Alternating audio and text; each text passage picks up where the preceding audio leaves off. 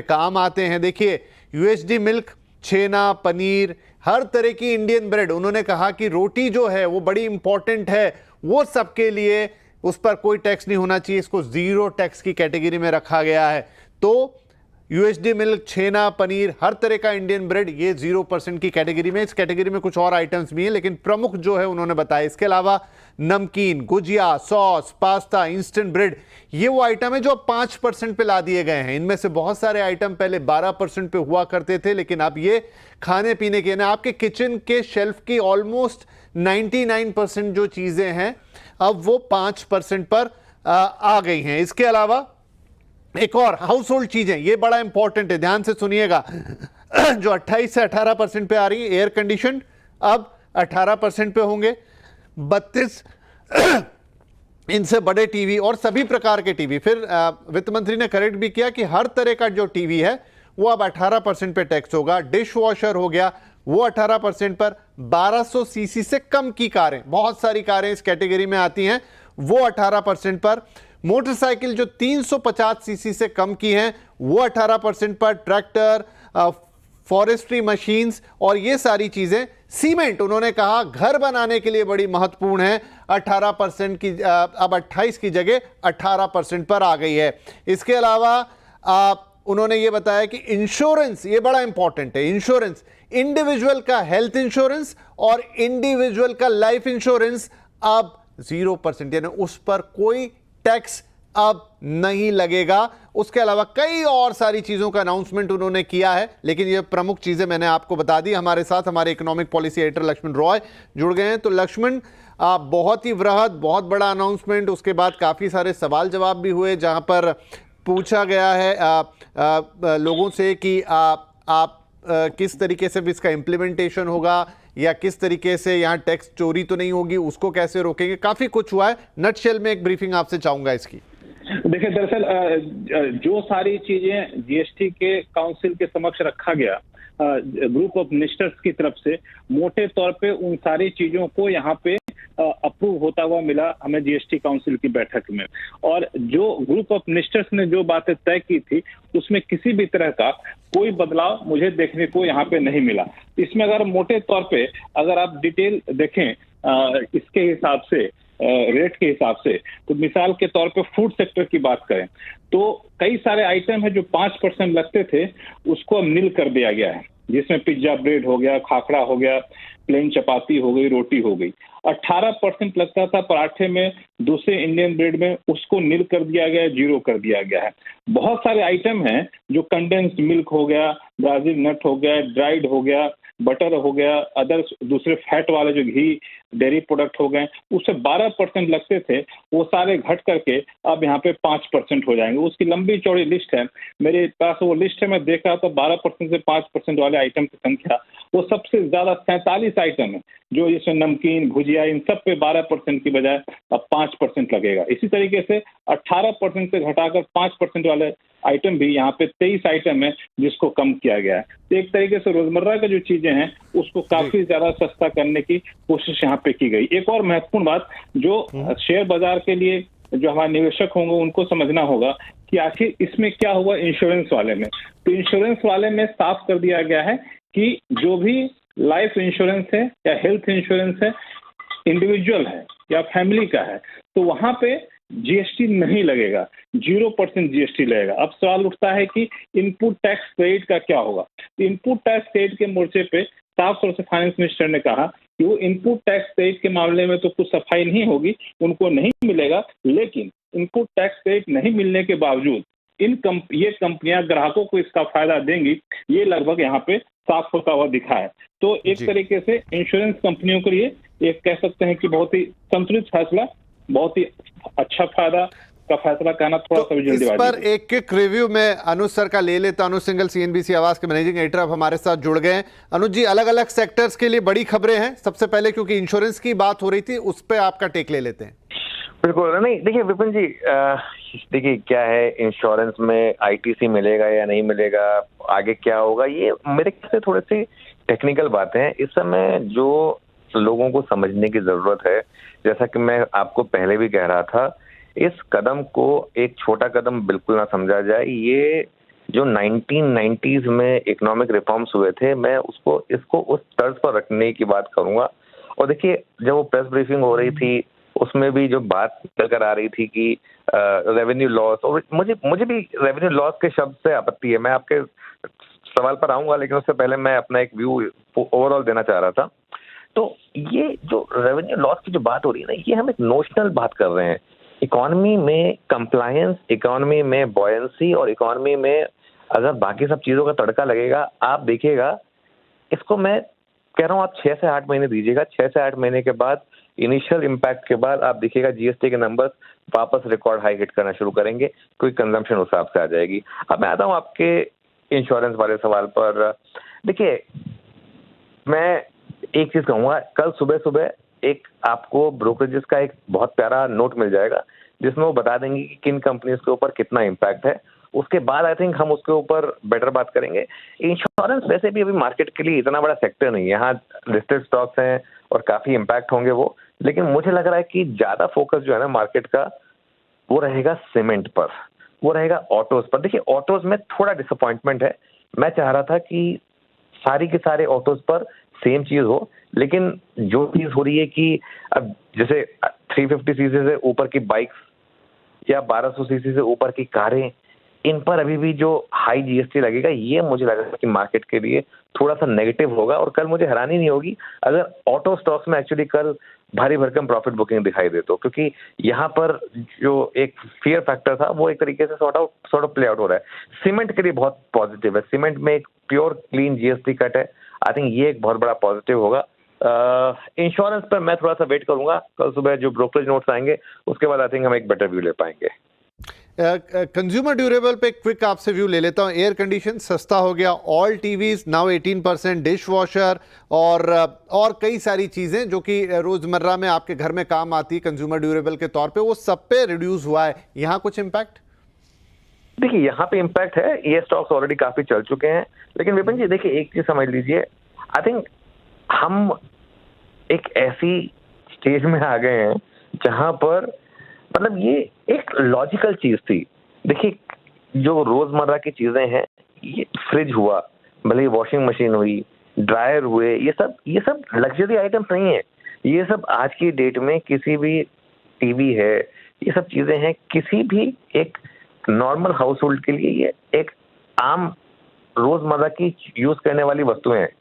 तो उस तरीके से उन पर इतना ही जीएसटी लगना चाहिए। मैं तो ये कहूंगा कि उससे भी कम लगना चाहिए, बट चलिए ठीक है, शुरुआत तो हुई कम से कम। और एक चीज जो बात बहुत इंपॉर्टेंट कही कि ये सिर्फ रेट रैशनलाइजेशन नहीं है, ये एक नए रिफॉर्म्स की शुरुआत है। आई थिंक मैं एक और चीज विपिन जी मैं देख रहा था, हालांकि इतना वॉल्यूम नहीं होता है, लेकिन गिफ्ट निफ्टी मैं देख रहा था पिछले आधे घंटे में करीब 50 पॉइंट ऊपर आया है। अब देखना होगा आज कितनी रैली ऑलरेडी मार्केट प्राइसिंग करके जा चुका था यहाँ पर, और कितनी रैली अभी और होनी यहाँ पर बाकी है, ये थोड़ा सा देखना होगा। लेकिन फिंगर्स क्रॉस्ड, शायद ये वो ट्रिगर था जो मार्केट को चाहिए था। बस एक डिसअपॉइंटमेंट मैं कहूँगा ऑटोज को लेकर है थोड़ा सा। कल शायद स्पेशली अगर आप जो कंपनियां जिनके पास 350 सीसी से ज्यादा की बाइक्स हैं, जैसे कि आयशर मोटर्स, या फिर 1200 सीसी से ऊपर की कारें हैं, चाहे वो M&M हो, Hyundai हो, इनमें से कुछ कंपनियों के लिए मुझे लग रहा है कि थोड़ा सा नेगेटिव होगा। लेकिन overall in scheme of larger scheme of things एक बहुत बड़ा पॉजिटिव। ठीक है, हमारे साथ MS मनी साहब भी जुड़ गए। मनी साहब, बहुत स्वागत है आपका। लगातार जीएसटी की इस कवरेज में आप हमारे साथ रहें। फाइनली वो अनाउंसमेंट आ गई जिसका हमें इंतजार था, आपका पहला रिएक्शन? मैं समझता हूं कि आज का जो दिन है ये काफी सिमिलर है जीएसटी की शुरुआत जब हुई थी जुलाई 1, 2017 में, जहां पर आपको याद होगा कि वो अनाउंसमेंट भी रात को 12 बजे हुई थी मिडनाइट सेशन ऑफ पार्लियामेंट में, और अभी 12 बजने में कुछ 40 मिनट बाकी हैं। तो सिग्निफिकेंट ये है कि ये जो डिसीजंस लिए गए हैं और ये मेजर डिसीजंस हैं, ये यूनानिमसली कंसेंट और कंसेंसस के साथ में लिए गए हैं स्टेट के साथ। और जो प्रतिक्रिया हम उम्मीद कर रहे थे 2 दिन की होगी, वो जब 1 दिन में समाप्त हो जाती है, ये इंडिकेट करती है कि जीएसटी का जो सिस्टम है वो एक सर्टेन लेवल ऑफ मैच्योरिटी में भी आ चुका है। आपने देखा होगा कलेक्शंस भी काफी स्टेबल हो चुके हैं पिछले 6 महीने 12 महीने में, और अब जब हम लार्ज स्केल चेंज कर रहे हैं रेट को 28 से 18 में, 18 से 5 में, कुछ आइटम्स के केस में 18 से निल में, 5 से निल में, इतना स्वीपिंग चेंजेस जो हम कर रहे हैं, इसको जब हम कर रहे हैं, जो कॉन्फिडेंस पॉलिसी मेकर्स के पास में है, सेंटर और स्टेट दोनों में, वो इंडिकेट करती है कि ये जो टैक्स है ये अभी मैच्योर हो चुकी है और अभी लोगों के मन में कोई शंका नहीं है कि रेवेन्यू लॉस होगी कि नहीं होगी, इसका असर क्या होगा, स्टेट्स रेवेन्यू लॉस को झेल पाएंगे कि नहीं, फिस्कल डेफिसिट के ऊपर क्या असर होगा। वो सारी चीजें और वो सारे कंसर्न डेफिनेटली वैलिड हैं, पर हम आज इस मैच्योरिटी लेवल पे पहुंच चुके हैं कि वो कंसर्न हमारे जीएसटी रिफॉर्म को अभी डिरेल नहीं कर सकते हैं। उन शंकाओं की वजह से हम जो जीएसटी को गुड एंड सिंपल टैक्स बनाना चाहते हैं, आज हमने शायद इसको जेन्युइनली सिंपल टैक्स बना दिया है इन चेंजेस के बाद में।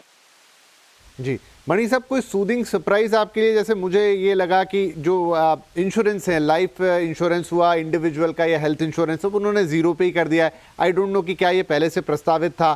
खाने पीने की बहुत सारी चीज़ों को कह रहे हैं, छेना, पनीर, इंडियन ब्रेड्स ज़ीरो पे ले आए हैं। बहुत सारा जो नमकीन, गुजिया, सॉस, पास्ता, मैंने ऑलमोस्ट, हमने अपने कार्यक्रम में भी बात की थी, किचन बहुत सस्ता होने जा रहा है। तो वो कुछ चीज़ें ऑब्वियस है, लेकिन कोई सूदिंग सरप्राइज जो आपको लगा कि ये और उम्मीद से आगे हो गया? देखिए, एक जो ट्रेंड मैंने नोटिस किया, बहुत सी चीजें आज जो निल में आई हैं या 5% पे आई हैं, यूनिफॉर्म रेट जिसका हो गया है, वो सारे रेट्स थे जिनके ऊपर काफी लिटिगेशन हुई थी पहले। उन्होंने जैसे इंडियन ब्रेड्स में कहा है कि निल है, आपको याद होगा कि पहले इसके ऊपर काफी चर्चा हुई थी कि पराठे के ऊपर रेट अलग है, ब्रेड के ऊपर अलग रेट है और रोटी के ऊपर अलग रेट है।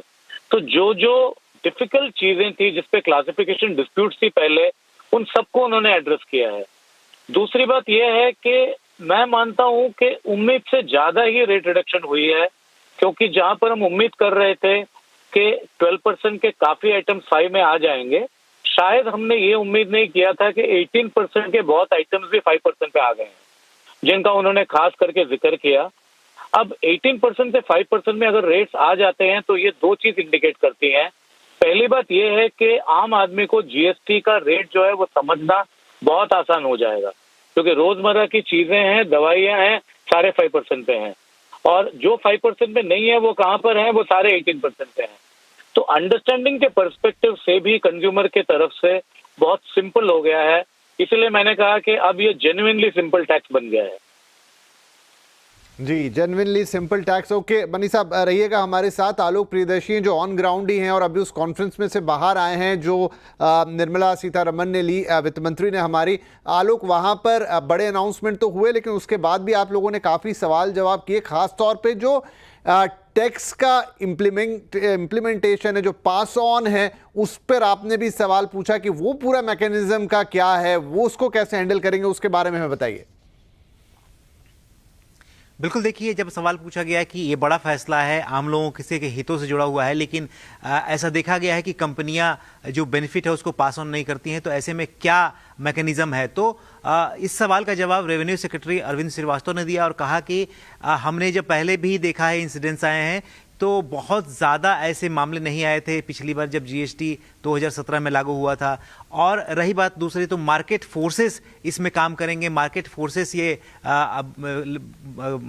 बाध्य करेंगे कंपनियों को कि वो अपने जो रेट कट का बेनिफिट है वो ग्राहकों को दें। और तीसरा नंबर कि जो हमारे फील्ड फॉर्मेशन है, सीबीआईसी के अधिकारी है, ऑन ग्राउंड है, वो भी इस मामले को देखेंगे कि कहीं कोई ऐसी बात तो नहीं है कि कंपनी जो रेट कटौती का फायदा है वो ग्राहकों को नहीं पहुंचा रही है। तो फिलहाल सरकार को इस बात की पूरी उम्मीद है और कंपनियों पर भी भरोसा है कि वो इस रेट कटौती का फायदा आम लोगों तक जरूर पहुंचाएंगे। रही बात, बहुत सारे ऐसे आइटम्स हैं जो अभी ट्रांजिशन में है, जिसमें अभी तक 22 सितंबर से जब रेट लागू होगा, उसके पहले जो लोगों के पास, डीलर के पास डिलीवरी माल पड़े हुए हैं, उसका क्या होगा? तो उन्होंने यही कहा कि इसके लिए हमने मैकेनिज्म निकाला है और धीरे धीरे जैसे जैसे नोटिफिकेशन आएगा उसको लागू किया जाएगा। और इस जो 22 नवंबर की डेट, जो कट ऑफ डेट रखी गई है, 22 नवंबर से सारे फैसले लागू हो जाएंगे। तो ऐसे में ये जो रेट ट्रांजिशन भी धीरे धीरे आराम से हो जाएगा, उसके लिए अभी FAQs वगैरह और ये तमाम जो डिटेल्स हैं वो संबंधित मंत्रालय जारी करेंगे। तो ये एक्सप्लेनेशन था रेवेन्यू सेक्रेटरी की तरफ से, और वित्त मंत्री ने भी इस मुद्दे पर ये कहा कि डिमांड काफ़ी बढ़ने वाला है, लिहाजा जो लॉसेस की बात बार बार की जा रही है, राज्यों के लॉसेस की बात या सेंटर के लॉसेस की बात, तो लॉस दोनों का है, लेकिन उन्हें उम्मीद है कि जिस तरह से डिमांड बूस्ट होगा, बुयांसी आएगी, तो ये जो रेवेन्यू लॉस जिसकी बात की जा रही है वो हम कंपनसेट कर पाएंगे, उसको हम पूरा कर पाएंगे। जी लक्ष्मण, ये बताएं मुझे कि ये तो एक वो साइड हो गई जहां लोगों को राहत देने की, लेकिन बहुत बड़ा साइड है MSME है, हमारी बाकी इंडस्ट्रीज हैं, और वो GST कंप्लायंसेस को लेकर भी बहुत कुछ उम्मीद लगाए हुए थे कि वहां पर एक जो ईज ऑफ डूइंग बिजनेस आएगा, ईज ऑफ लाइफ आएगी, ईज ऑफ लाइवलीहुड उस हिसाब से आएगा। उसमें कितने एक्सपेक्टेशन पूरे होते हुए दिख रहे हैं? मुझे लगता है कि उसमें भी एक बड़ी राहत मिली है, क्योंकि रजिस्ट्रेशन का मामला हो, रिफंड का मामला हो, इस पे एक टाइमलाइन फिक्स कर दिया गया है कि आप रजिस्ट्रेशन के लिए करेंगे, रिफंड के लिए करेंगे, तो एक 30 दिन का समय दिया गया है। 3 दिन के भीतर आपके एप्लीकेशन को प्रोसेस कर लिया जाएगा। वो सारा कुछ सिस्टम ड्रिवन होगा, उसमें अधिकारियों की बहुत ज्यादा विवेकाधिकार नहीं चल पाएगा। इससे ये फायदा हुआ कि जो MSME थे, जो ट्रेडर थे, उनकी जो लिक्विडिटी, जो नकदी फंस जाती थी बीच में इस ट्रांजेक्शन के पीरियड में, वो नकदी नहीं फंसेगी। उस लिक्विडिटी की जो समस्या होती थी इन कंपनियों की, वो ठीक हो जाएगी। और दूसरा कि मैं अलग अलग लोगों से बात करता था, उनको GST के रेट से ज्यादा GST के कॉम्प्लेक्स कंप्लायंसेस की चिंता होती थी। उसका एक कॉस्ट होता था जो उन लोगों को बड़ा चुभता था। तो मुझे लगता है कि रेट से आम लोगों को फायदा मिलेगा, लेकिन इंडस्ट्री, ट्रेडर, MSME इससे ज्यादा खुश होंगे कि नियमों को ज्यादा से ज्यादा सरल बनाने की तरफ एक बड़ा कदम उठाया गया है, क्योंकि इनसे कारोबार के रास्ते आसान होंगे और कारोबार करने की जो लागत होती है वो कम होगी। जी, तो यहाँ पर भी राहत की बात है। इसके अलावा आलोक, काफ़ी सारी चीज़ों पर उन्होंने कहा, एक वो उन्होंने इसको भी सिन में ही रखा है कि पान मसाला, गुटखा, जर्दा, सिगरेट और इसी तरह की अन्य चीज़ें, इन पर कोई किसी प्रकार का दर में परिवर्तन नहीं किया गया। बिल्कुल, देखिए ये साफ तौर पे कहा गया कि राज्यों का जब तक के कर्ज जो राज्य ने बोरो किया है वो जब तक चुक नहीं जाता, तब तक ये पान मसाला, तंबाकू जैसे जो आइटम है, इस पर जो 28% प्लस जो सेस लगता है वो एज इट इज़ जारी रहेगा, और इसके बाद भी उस पर जो दरें हैं वो उतना ही टैक्स इम्प्लीकेशन होगा। लेकिन एडिशनल लेवी जैसी कोई बात इस पूरी GST काउंसिल में चर्चा में नहीं आई है, तो लिहाजा इन तभी तंबाकू और सिगरेट जैसे आइटमों को छोड़कर बाकी जो आइटम 40% में जाएंगे उस पर कोई एडिशनल लेवी नहीं लगेगी। ये बड़ी एक तरह से कहें, बड़ी ही एक तरह से क्रांतिकारी और बड़ी बात है, क्योंकि कई सारे ऐसी चीज़ें थी जिस पर 40% से ज़्यादा GST लगता था। जैसे अभी अगर हम कार की बात करें, जो बड़ी कारें थी उस पर भी 47-48% के करीब GST लगता था, और भी बहुत से आइटम थे जिस पर 40% से कहीं ज़्यादा GST लगता था। लेकिन एक बार अगर राज्यों का जो कर्ज है वो चुक जाता है, जो कि अमूमन अंदाजा लगाया जा रहा है कि अक्टूबर महीने तक राज्य का कर्जा पूरा खत्म हो जाएगा, उसके बाद 40% के रेट में जो भी आइटम आएंगे उस पर कोई भी एडिशनल ड्यूटी या एडिशनल कोई सेस नहीं लगेगा। लक्ष्मण जी, अब एक बहुत अहम सवाल, और ये सवाल मुझे याद आया कि जब GST आ रहा था उस वक्त भी निकल कर आया था, और वो सवाल ये कि 22 सितंबर से इसको लागू होना है। बहुत सारा आइटम इस समय बाजार में होगा A to Z, उन सब के ऊपर कीमतें प्रिंट हैं, उन सब के ऊपर कीमतें छपी हुई हैं, अब नए रेट आ गए हैं। तो वो सारी एक्सरसाइज क्या इतने, आज हम 3 तारीख पे बैठे हुए हैं और कुछ ही देर में 4 हो जाएगी, क्या वो सब इतनी जल्दी हो जाएगा? और नहीं होगा तो फिर वो कैसे मैनेज किया जाएगा? कब खरीदा जाए चीज़ों को, और फिर उसमें कैसे कैलकुलेशन निकाला जाएगा कि ये चीज़ अब इतने की मिल रही है? देखिए, इसके लिए एक बहुत ही अच्छा सवाल है, क्योंकि हम लोग अभी शो डिस्कस भी कर रहे थे तो उसमें कई लोगों ने आपत्ति उठाई थी, ये एक समस्या उठाई थी। तो बताऊं कि यहाँ पे GST डिपार्टमेंट की तरफ से, जिसको CBIC डिपार्टमेंट कहते हैं या फिर कह लें वित्त मंत्रालय, उनकी तरफ से एक FAQ जारी किया गया है। उस FAQ के जिनको ये समस्या है, दुविधा है, वो उस FAQ के पॉइंट नंबर 4 पे चले जाएं। उस पॉइंट नंबर 4 पे जाएंगे तो 2 सेक्शन में उसको डिफाइन किया गया है। उसमें सेक्शन 14A1 GST एक्ट का हवाला दिया गया है। उसमें कहा गया है कि अगर आपने सामान पहले परचेज कर लिया, रॉ मटेरियल पहले परचेज कर लिया, बायर से पहले परचेज कर, डिस्ट्रीब्यूटर ने अपने पास रख लिया, और फिर आगे जब तक करे तब तक GST का रेट बदल गया तो क्या होगा? तो यहाँ पे कहा गया है कि पेमेंट जो आप रिसीव करते हैं या फिर इनवॉइस, फाइनल इनवॉइस जो आप जारी करते हैं, उस फाइनल इनवॉइस के तारीख से उसके जीएसटी का रेट अप्लीकेबल होगा। तो ये एक अपने आप में बहुत बड़ी सफाई है कि आपको जो है किस दिन आपको पेमेंट मिलता है उसको आपको देखना पड़ेगा, और अगर ये पेमेंट आपने जीएसटी रेट में बदलाव होने से पहले कर दिया है तब आपको जो है सो उस तारीख के आधार पर लागू होगा। मान लिया जाए आपको पेमेंट मिल रहा है 22 तारीख के बाद फाइनल, या 22 तारीख को पेमेंट मिला, 22 सितंबर जो जीएसटी लागू होने की तारीख है, तब वो नई तारीख से आपको सारे पेमेंट, सारे टैक्स के कैलकुलेशन होगा, टैक्स की देनदारी बनेगी।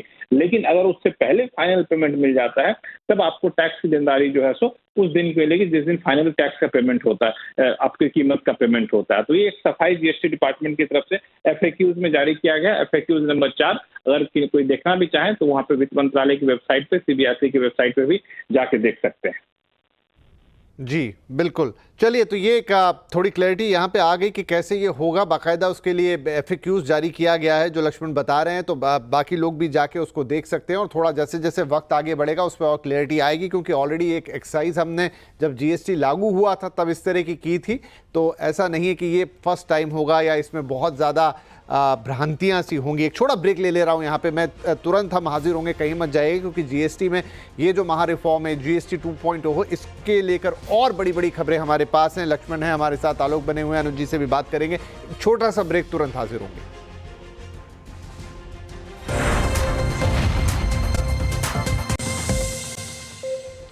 Welcome back. GST सुधार, ग्रोथ को फुल रफ्तार, और वो आज बड़ा दिन है लगभग उसी तरीके का जैसे जब भारत में GST लागू हुआ था। आज उस रिफॉर्म का एक बड़ा दूसरा चरण 2.0, जब GST रैशनलाइजेशन, यानी अब सिर्फ 2 स्लैब होंगे देश के अंदर GST के, एक 18% और दूसरा 5% का। कुछ चीज़ें ज़रूर 40% पे रहेंगी और बहुत सारी चीज़ों को शून्य पे डाला गया है। रेट लगातार आपके सामने आ रहे हैं। कुछ देर पहले वित्त मंत्री निर्मला सीतारमण ने बाकायदा प्रेस कॉन्फ्रेंस करके इसका ऐलान किया, और सर्वसम्मति से सभी राज्यों ने मिलकर जो GST काउंसिल है उसमें इसकी सहमति दी। हम लगातार इस पर हमारा मेगा कवरेज जारी है।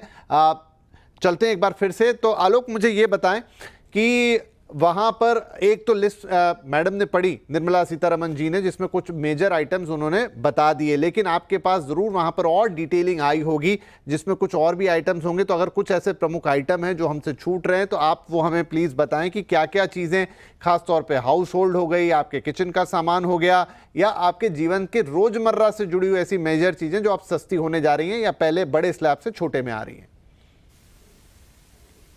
बिल्कुल, देखिए, ये अभी तक जो ग्रुप ऑफ मिनिस्टर्स के जो रिकमेंडेशंस थे और उसके बाद वित्त मंत्रालय की तरफ से जो प्रस्ताव आए, इन सब में एक ही बात थी कि जितने भी एसेंशियल आइटम होंगे, मेडिसिन होंगी, मेडिकल इक्विपमेंट्स होंगे, वो सब 5% में रहेंगे। तो आपको मेडिसिन और जो मेडिकल इक्विपमेंट है, जैसे वो थर्मामीटर होता है, ऑक्सीजन्स होते हैं, इस तरह की चीज़ें जो होती हैं, ग्लूकोज मीटर वगैरह, ये सब 5% में रहेंगी। लाइफ इंश्योरेंस और हेल्थ इंश्योरेंस पर तो आपने सुना ही कि एग्जम्प्ट ही हो गया है। रही बात और कई सारे आइटम, जैसे खाने पीने के आइटम में बहुत सारे आइटम्स ऐसे 12% में थे और 18% में थे, जो कि पैक्ड थे। लेकिन एक रूल था, एक तरह से नियम था कि जो भी पैक्ड आइटम होंगे वो 5% में होंगे।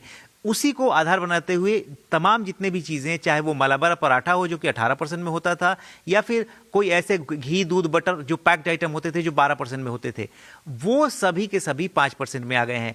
ये अपने आप में एक बड़ा एक तरह से क्लासिफिकेशन है कि तमाम खाने पीने के आइटम, असेंशियल आइटम, ये सभी 5% में रहेंगे। और ख़ासतौर से जो एजुकेशनल आइटम है, चाहे वो मैप हो, चाहे वो नोटबुक हो, कॉपीज़ हों, ये सब भी 5% में डाला गया है। और इरेजर, जो रबर इरेजर बच्चों का होता था, उसको नील कर दिया गया, यानी कि एग्जाम्प्ट कर दिया गया है, उस पर जीरो GST लगेगा। तो इस तरह की एक पहले से ही फोर पिलर पर वित्त मंत्रालय की तरफ से प्रपोजल आया था, और बिल्कुल उसी के अकॉर्डिंग जिस तरह से ग्रुप ऑफ मिनिस्टर्स ने रिकमेंड किया, बिल्कुल सारे फैसले उसी हिसाब से हुए हैं। चाहे वो कारों को सस्ता करने को लेकर हो, कार भी आपने जैसे देखा 28% से 12% पे आ गए छोटी कारें, मोटरसाइकिल 350 सीसी से भी छोटे कम में आ गए, इलेक्ट्रॉनिक्स आइटम आ गए, सौंदर्य प्रसाधन, शैम्पू, हेयर ऑयल, तमाम चीज़ें ये सब घटकर 5% पे आ गई। तो इसी तरह का पूरा एक, अब आप किसी को भी हम कहें कि GST समझना है तो सीधे सीधे वो समझ ले कि एसेंशियल आइटम कौन से हैं, एक तरह से थोड़ा सा मिड सेगमेंट के आइटम कौन से हैं, और लग्जरी आइटम और सिन गुड्स कौन से हैं। उसको इस क्लासिफिकेशन करने में अब ज़्यादा एक तरह से कहें ज़्यादा दिमाग लगाने की दिक्कत नहीं आएगी। और साथ ही साथ जो जितने भी मामले AAR में जो अपीलेट अथॉरिटी वगैरह में फंसते थे वो भी अब बहुत ज़्यादा वहाँ दिक्कतें नहीं आएंगी। तो कुल मिला के बहुत ही एक तरह से क्लासिफिकेशन को आसान कर दिया गया है GST काउंसिल की बैठक में, जिस तरह का ये फैसला लिया गया है। जी लक्ष्मण, एक और चीज़ है कि ये GST काउंसिल की बैठक 2 दिन चलने वाली थी। आज एक समय ऐसा था कि ये लगा कि ये बैठक कितनी चलेगी नहीं चलेगी या कल पे चली जाएगी, लेकिन फिर ये हुआ कि आज ही सब कुछ हो गया, मेजर अनाउंसमेंट आ गई और अब कल कोई बैठक नहीं होने वाली है। क्या यह बात ठीक है? मतलब कल अब किसी बैठक की ज़रूरत नहीं है?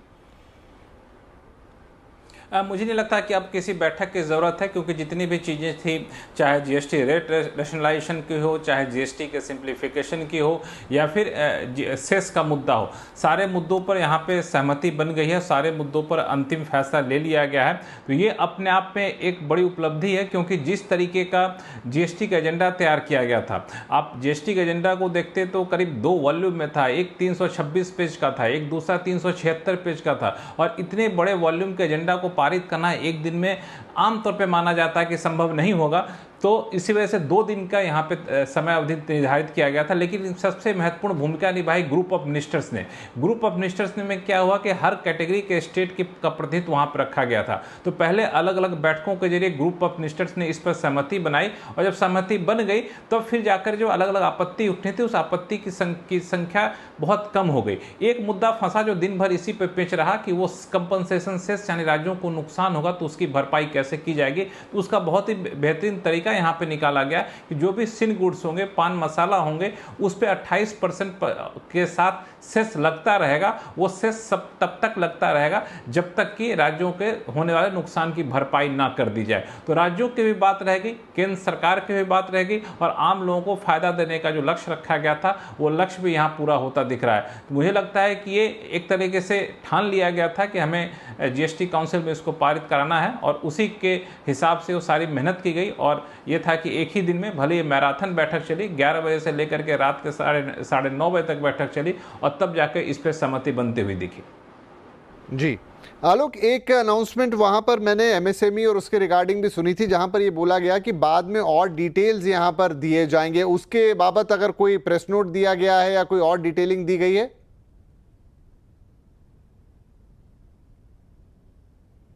ने ईज ऑफ प्रोसेस रिफॉर्म किया है। प्रोसेस रिफॉर्म में यही उन्होंने बताया कि जो छोटे कारोबारी हैं 2.5 लाख रुपए महीने से जिनका टर्नओवर है, उनके लिए 3 दिन के अंदर रजिस्ट्रेशन की प्रक्रिया कर दी गई है रिस्क बेस्ड एनालिसिस के ऊपर।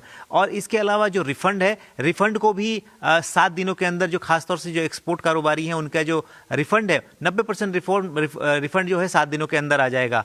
तो इस तरह के जो आसानी है वो कारोबारियों के लिए, खासतौर से MSME के लिए किए गए हैं, ताकि MSME को जो ये खास तौर से जो परेशानियां होती थी, रजिस्ट्रेशन की दिक्कतें होती थी, रिफंड की दिक्कतें होती थी, जैसे लक्ष्मण जी बता रहे थे, उसकी दिक्कतें ना हो। ये अपने आप में एक बड़ी राहत है MSME सेक्टर के लिए। और MSME सेक्टर को यकीनन खास तौर से जो लेबर इंसेंटिव सेक्टर्स हैं, ये तमाम जो चीज़ें जिस पर GST की दरों में कटौती की गई हुई, चाहे वो टेक्सटाइल के आइटम हो, चाहे वो एग्री के आइटम हो, इस सब पे एक तरह से कहें MSME को बड़ी राहत मिलती हुई दिखाई देगी।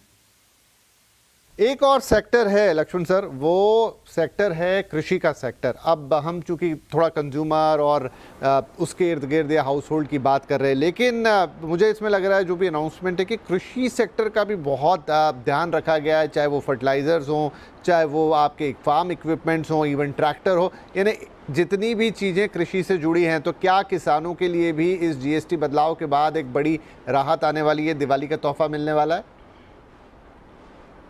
बिल्कुल, दरअसल कृषि से जुड़े हुए जितने भी सेगमेंट है, सबसे पहले आप शुरुआत करिए कि खेत में हल जोतने से लेकर के अब ट्रैक्टर का ज़माना है, ट्रैक्टर से हल जोता जाता है। तो जो खेत जोतने में, जुताई करने में, जो फार्मिंग में ट्रैक्टर का इस्तेमाल किया जाता है, वहाँ पे GST की दरें घटाई गई हैं। इतना ही नहीं, सिंचाई के लिए जो इरिगेशन पंप होते हैं, इरिगेशन के जो अलग अलग इक्विपमेंट होते हैं, उस पर GST या तो हटा दी गई है, कईयों पर GST की दरें काफ़ी ज़्यादा घटा दी गई हैं।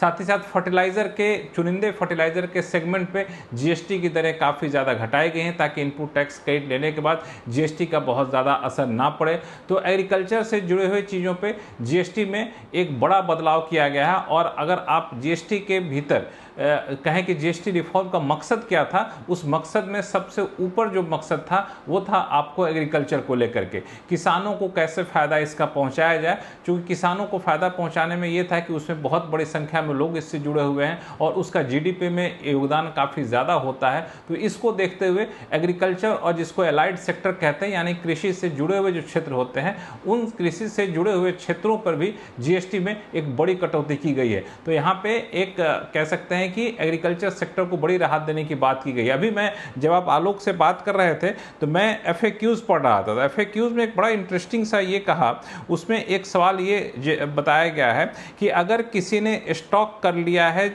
बहुत सारे चेंजेस को सामान को लेकर के, मान लीजिए किसी ने एसी, फ्रिज, बहुत सारी चीज़ों को स्टॉक कर रखा है किसी डिस्ट्रीब्यूटर ने या फिर किसी दुकानदार ने, अब वो जब सामान बेचेगा, मान लिया जाए 22 तारीख या उसके बाद जब नया रेट अप्लाई होगा तब क्या होगा, तो उसमें साफ तौर से लिखा गया है कि जीएसटी सप्लाई पे लेवी किया जाता है, इसीलिए जिस दिन आप सामान बेचेंगे उस दिन का जो है रेट आप पर लागू होगा और इससे पहले आपने जो खरीदा वो भी उसी रेट के आधार पे आप आगे चल के पेमेंट करेंगे, उस हिसाब से जीएसटी लागू होगा। तो एक बड़ी सफाई यहाँ पर आती हुई दिखती। इसी तरह से ई वे बिल हो, अल्ट्रा हाई टेम्परेचर मिल्क है, इन सब को लेकर के बहुत सारी सफाई यहाँ पर निकल करके आई है कि जो लोगों को या फिर ट्रांजिशन पीरियड में ट्रेडर को, डिस्ट्रीब्यूटर को, एमएसएमई को किसी भी तरह की दिक्कत ना हो, ये सुनिश्चित करने के लिए मुझे लगता है कि हर पहलू का ख्याल यहाँ पे रखा गया है।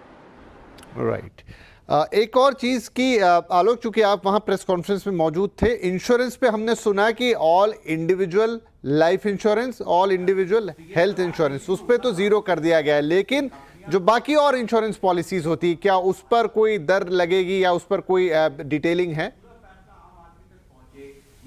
बिल्कुल, देखिए, जिसको जो जीओएम के रिकमेंडेशन में नहीं था या जो वित्त मंत्रालय की तरफ से प्रपोजल आया था वो नहीं था, यकीनन वो बाकी 18% के दर पे ही बने रहेंगे, जैसे कि ग्रुप इंश्योरेंस बिजनेस की तरफ से या एम्प्लॉयज़ की तरफ से, एम्प्लॉयर की तरफ से दिया जाता है, वो सारे इंश्योरेंस अभी भी 18% पे ही रहेंगे। लेकिन जहाँ तक फैमिली फ्लोटर, यानी कि एक परिवार में कुछ लोगों के लिए जो एक कवर लिया जाता है या फिर इंडिविजुअल जो पॉलिसी ली जाती है हेल्थ इंश्योरेंस की, लाइफ इंश्योरेंस की, वहाँ पर जीएसटी को एग्जम्प्ट कर दिया गया है साथ, क्योंकि और इसके साथ साथ जो री इंश्योरेंस जो सर्विसेज होती है उसको भी एग्जम्प्ट कर दिया गया है, ताकि इससे जो इनपुट टैक्स क्रेडिट की दिक्कत है वो ना हो, क्योंकि बार बार कंपनियां यही कह रही थी कि इनपुट टैक्स क्रेडिट उन्हें मिलने में दिक्कत हुई, क्योंकि री इंश्योरेंस 12% पे है, अब 12% का स्लैब खत्म हो गया, तो लिहाजा वो अब बिल्कुल जीरो पर आ गया है, एग्जम्प्ट हो गया है। तो अब हेल्थ इंश्योरेंस में कोई दिक्कत नहीं रही, लेकिन बाकी जो इंश्योरेंस है फैमिली फ्लोटर या इंडिविजुअल पॉलिसी को छोड़ के सीनियर सिटीजन के लिए भी ये एग्जम्पशन लागू है, उसको छोड़ के बाकी सब पहले की ही तरह जिस रेट में थे, क्योंकि रेट ही अब 5% और 18% है, तो लिहाजा वो 18% पे ही बने रहेंगे। जी, चलिए, ये एक अच्छी क्लैरिटी है, लेकिन जिनके पास इंडिविजुअल लाइफ इंश्योरेंस और इंडिविजुअल हेल्थ इंश्योरेंस है वहां पे जरूर एक फायदे वाली बात नजर आ रही है। लक्ष्मण, अब इसे मैं थोड़ा इकोनॉमी के, हाँ जी बताइए। विपिन, एक चीज़ मैं सफाई कर दूं, चूँकि ऑटो पे लोगों का इंटरेस्ट काफ़ी ज़्यादा रहता है, तो यहाँ पे जितने भी तरह के छोटी गाड़ियाँ हैं, चाहे पेट्रोल की हो, एलपीजी की हो, सीएनजी की हो या फिर डीजल कारें हों, उन सबको छोटी कार की कैटेगरी माना गया है। उस पर जीएसटी की दरें 28% से घटा करके 18% किया गया है और उसकी शर्त ये रखी गई है कि चाहे आप पेट्रोल हो, एलपीजी हो, सीएनजी कार हो, अगर इंजन की कैपेसिटी 1200 सीसी तक है तो और उसकी लंबाई 4000 mm तक है तो तब आपको 18% देना पड़ेगा, 28% से घट करके। अगर वही डीजल कार है और इंजन की कैपेसिटी 1500 सीसी है और लेंथ 4000 मीटर तक है तो फिर आपको यही यहाँ पे 28 से 18% देना पड़ेगा। तो ये साफ किया गया है। लेकिन अगर 1500 सीसी से ज़्यादा की गाड़ी है और 4000 mm से ज़्यादा लंबी गाड़ी है तो फिर वहाँ के जीएसटी के रेट को बढ़ाने का फैसला लिया गया है, जो कि 40% का होगा, जिसमें एक्सयूवी हो जाएगा, मल्टी एमयूवी हो जाएगा, इस तरह की सारी गाड़ियों के एग्जाम्पल दिए गए हैं, जिसके ग्राउंड क्लियरेंस जो है सो वो 170 mm या उससे ज़्यादा हो, वो भी 40% जीएसटी होगा। लेकिन 40% जीएसटी में सेस नहीं लगेगा। इसका मतलब ये हुआ कि यहाँ भी कारें सस्ती होंगी, क्योंकि पहले सेस लगा करके इस कारों पे 47% का जीएसटी पूरा बढ़ता था, GST plus cess.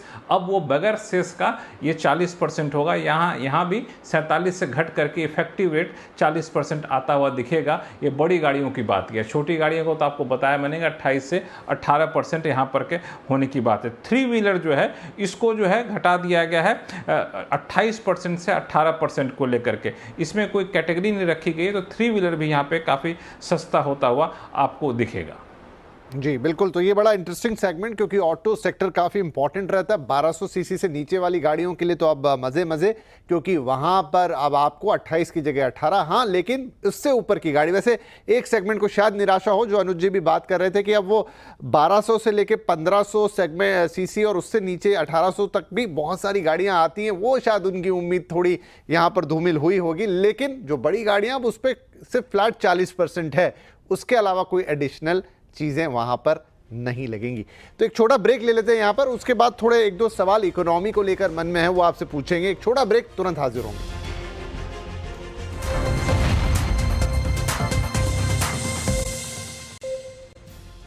Welcome back. GST पे ये खास पेशकश चल रही है। तो फाइनली अनाउंसमेंट हो गई कि देश में अब 2 ही जीएसटी की दरें होंगी, एक 18 और दूसरी 5%। इसके अलावा सिन गुड्स के लिए 40% और बहुत सारी चीज़ें अब 0 पर भी डाल दी गई हैं। वेल, तो क्विकली 2 अहम सवाल हैं जो लक्ष्मण जी और आलोक जी हमारे साथ बने हुए हैं। आलोक, एक अनाउंसमेंट वहाँ निर्मला जी ने जब वो कंज्यूमर गुड्स की बात कर रही थी, उन्होंने पहले कहा 32 इंच से बड़े टीवी, फिर उन्होंने कहा कि नहीं, ऑल टीवीज एट 18%। मैं थोड़ी क्लैरिटी चाहता हूं कि अब सभी टीवी देश में जो भी उपलब्ध हैं उस पर 18% जीएसटी लगेगा। हाँ बिल्कुल, उन्होंने खुद ही इस बात को क्लैरिफाई की। पहले 32 इंच की बात की थी, फिर उसके बाद उन्होंने कहा कि सभी तरह के टीवी पर जो जीएसटी की दर है 28% से घट के 18% आ जाएगा। तो ये टीवी, इलेक्ट्रॉनिक्स और इस तरह के तमाम आइटम्स जो कि एस्पिरेशनल गुड्स कहे जाते हैं, उनको सीधे तौर पर 28% से 18% पर लाने का फैसला किया गया है। जीएसटी काउंसिल में इस बात को लेकर सहमति बनी है। तो कुल मिलाकर टीवी देखने वाले लोग या फिर इलेक्ट्रॉनिक खरीदने वाले लोग, जो भी इस बार जो फेस्टिवल सीजन आएगा, जाहिर सी बात है ये बड़े पैमाने पर खरीदे जाएंगे और इनकी डिमांड्स रहेगी। स्टॉक भी काफ़ी ज़्यादा पाइल अप करके रखा गया है। तो कुल मिलाकर जो टीवी हैं वो ज़रूर सस्ते होंगे इस फैसले के बाद। ठीक है, नाउ एक कंक्लूडिंग क्वेश्चन लक्ष्मण, और वो ये कि देखिए अभी 22 तारीख से इस फैसले को लागू होना है। सितंबर के बाद हम अगले 3rd क्वार्टर में वहाँ पर चले जाएंगे। ऑलरेडी जो टैक्स कट है उसका लाभ लोगों को मिल रहा है। अब ये जीएसटी से भी बहुत सारी चीज़ें सस्ती होंगी, तो डेफिनेटली एक अलग तरह की स्पेंडिंग आएगी मार्केट में। और ये पूरा सीज़न है, टिल पूरा 3rd क्वार्टर आप दिसंबर तक पकड़े, तो वहाँ खूब शादी ब्याह त्यौहार सब कुछ होता है। तो क्या हम एक स्पाइक देखेंगे आगे चल के ग्रोथ में? जी बिल्कुल, दरअसल जितने भी आप जीडीपी के आंकड़े को देखेंगे तो वहाँ पे सबसे बड़ी चुनौती ये दिख रही थी कि डिमांड में एक स्थिरता या ठहराव सा आ गया था।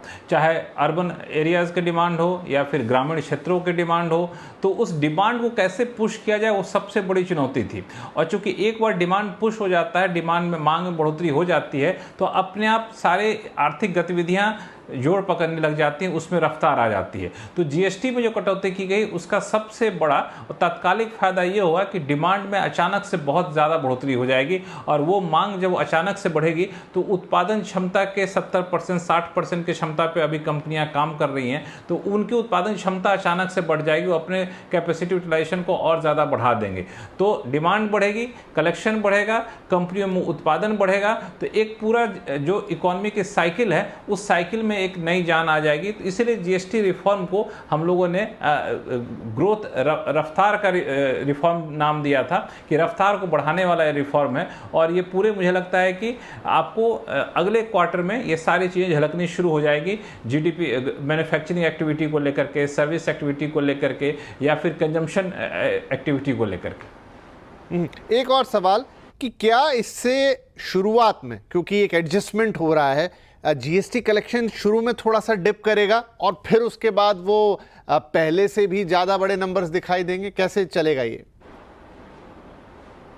देखिए, इसको अगर आप 2019 में तुलना करें तो 2017 में जब जीएसटी लागू हुआ था, उसके बाद 2019 में भी इसी तरीके से, हालांकि इतने बड़े पैमाने पर नहीं, लेकिन ठीक ठाक पैमाने पे जीएसटी की दरों में कटौती की गई थी कई सारे आइटम पे। तो उसमें भी आप देखें तो तुरंत में कुछ एक आध महीने के भीतर ही जीएसटी कलेक्शन अचानक से काफ़ी ज़्यादा बढ़ गया था। हालांकि अलग बात है कि बाद में कोविड आ गया तो सारी चीज़ें ठहर सी गई, लेकिन ये जो डर था कि जीएसटी रेट कम होने से कलेक्शन कम हो जाता है, वो डर उस वक्त के उदाहरण को देख करके ख़त्म होता दिख रहा है। तो कलेक्शन में हो सकता है कि थोड़ा एक आध महीने, मुश्किल से एक आध महीने, चूँकि जो ट्रांजिशन पीरियड है 22 अप्रैल तक, 22 सितंबर तक, अभी से लेकर 22 सितंबर तक शायद यहाँ पे खरीदारी में ठहराव सा आए, लेकिन उसके बाद अचानक से जो पिक करेगा तो वो सितंबर के कलेक्शन में वो डिप शायद आपको देखने को मिले। हालांकि एक हफ्ता में फेस्टिव सीजन होगा तो वहाँ उसको मेकअप करने की कोशिश होगी, लेकिन अक्टूबर में जाकर के आपको वो जीएसटी के तहत कलेक्शन जो है उसमें अचानक से एक बड़ी बढ़ोतरी, बड़ा जंप देखने को मिल सकता है, जो नवंबर दिसंबर तक चलेगा, क्योंकि फेस्टिव सीजन इस बार लेट तक है।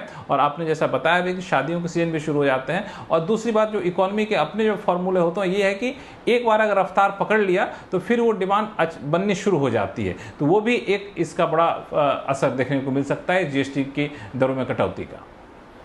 जी चलिए, बढ़िया है। तो एक अच्छा दिन आज का रहा। अंत में बढ़िया खबर आई जीएसटी के मोर्चे पर, और अब देश के अंदर 2 ही जीएसटी के स्लैब्स रह गए हैं, एक 18%, दूसरा 5%। यानी आपकी रोज़मर्रा की ज़िंदगी में अब काफ़ी, जिसे चीज़ों के दाम हैं वो काफ़ी कम होते हुए आपको महसूस होंगे। बहुत बहुत धन्यवाद लक्ष्मण आपका, आलोक आपका और आपकी पूरी टीम का। सुबह से लगातार आप लोगों ने जो कवरेज दी है जीएसटी की, और अब अगला दिन होने जा रहा है, रात की 12 बजने वाले हैं और आप हमारे साथ हैं, तो बहुत बहुत धन्यवाद। और लगातार सीएनबीसी आवाज़ पर अभी जीएसटी की बाकी डिटेलिंग्स हैं, उनकी भी कवरेज जारी रहेगी। कल सुबह मार्केट्स ओपनिंग के समय ज़रूर जुड़िएगा हमारे साथ, क्योंकि इसका एक बहुत बड़ा इम्पैक्ट मार्केट पर भी आएगा। तो मार्केट में एंट्री लेने से पहले वो सारी बातें सुनना और जानना आपके लिए ज़रूरी है। तो फिलहाल हमारी इस खास पेशकश में इतना ही, लेकिन सीएनबीसी आवाज़ पर लगातार जीएसटी से जुड़े इस महा कवरेज की ताज़ा रिपोर्टिंग, अपडेटेड रिपोर्टिंग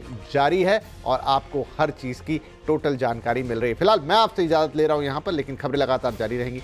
नमस्कार, शुभ रात्रि।